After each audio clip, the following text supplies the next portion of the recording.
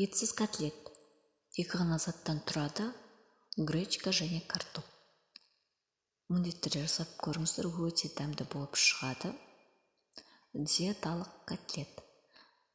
Яғни ең алдымен біз картопымыз бен гречкамызды жақсылап тазалап жуып, оны қызға осылай пісіріп аламыз, дәл видеодағыдай.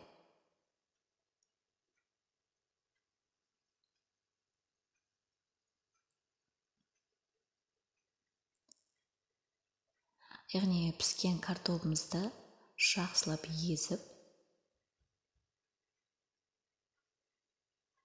ешқандай түйіршік қалдырмай жақсылап езіп аламыз. Езілген картопымыздың үстіне гречкамызды салып,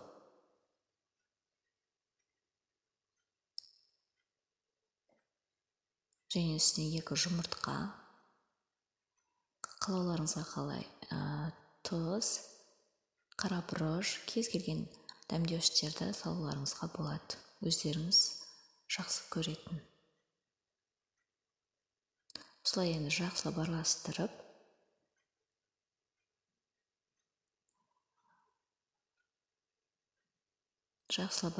болғаннан кейін котлеттің формасын келтіріп, екі жағын осылай ұнға айналдырып,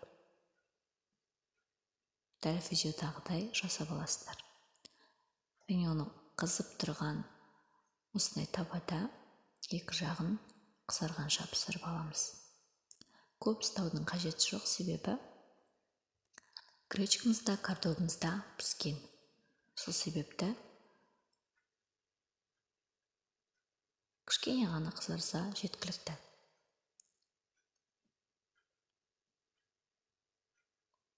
Міне осылай екі жағында осылай қызарғанша қуырып аламыз. Міне осылай котлетіміз дайын. Етсіз котлет, диеталық котлет. Міндетті түрде жасап көріңіздер, сіздерге ұнайтынына сенімдімін.